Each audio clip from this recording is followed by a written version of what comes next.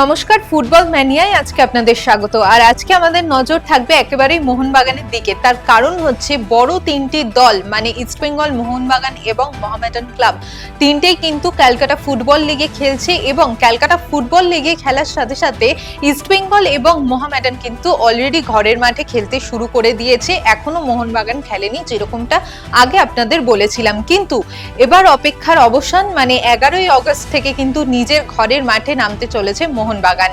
George টেলিগ্রাফের বিরুদ্ধে নামবে মোহনবাগান নিজের মাঠে প্রথম।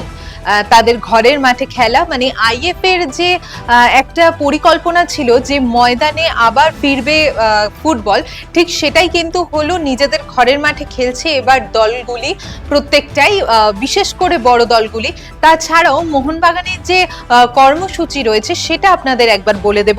মোহনবাগান 14ই আগস্ট ক্যালকাটা কাস্টমসের বিরুদ্ধে নামতে চলেছে, 20শে আগস্ট রেলওয়ে এফসির বিরুদ্ধে নামতে চলেছে এবং 28শে আগস্ট এফসি রেলওয়ে পুলিশ এফসির বিরুদ্ধে নামতে চলেছে মোহনবাগান। কিন্তু এই যে মোহনবাগানের খেলা আবারও মাঠে ফিরে আসছে, তার ফলে যেরকমটা আগেও আপনাদের বলেছিলাম যে অর্থনীতির সাথে কিন্তু এই যে সব ব্যাপারগুলো ওতপ্রোতভাবে জড়িত। মানে এই যে এফসির বিরুদ্ধে বা বিভিন্ন খেলায় বিভিন্ন দর্শকরা হবে, আবারও কিন্তু ক্যান্টিনে দেখা যাবে দর্শকদের ভিড় এবং সমর্থকদের ভিড়, যার ফলে চায়ের কাপে কিন্তু আবার উঠবে তুফান। আর লজেন্স দাদু এবং দিদি প্রত্যেকেই কিন্তু একটা আয়ের জায়গা পাবে, মানে সবাইকেই কিন্তু বেশ সুবিধার জায়গায় এনে দিয়েছে আইএফ এর যেরকমটা পরিকল্পনা ছিল সেরকমটাই।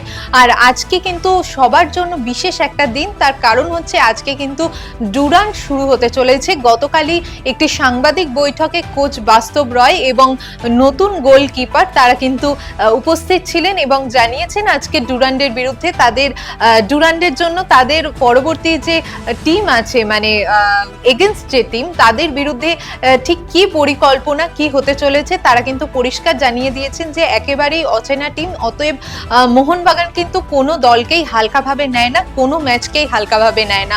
মোহনবাগানের কিন্তু প্রত্যেকটা পরিকল্পনায় যথেষ্ট গোছানো। এবার সেই ক্ষেত্রে যদি আমরা দেখতে যাই যে ডুরান্ডের ফলাফল কি হতে চলেছে বা ডুরান্ডের পরবর্তী আপডেট কি, সবটাই আপনাদের জন্য থাকবে বাংলার পালস টিভির ইউটিউব এবং ফেসবুক পেজে। পরবর্তী আপডেট পেতে বেল আইকন প্রেস করতে একদমই ভুলবেন না।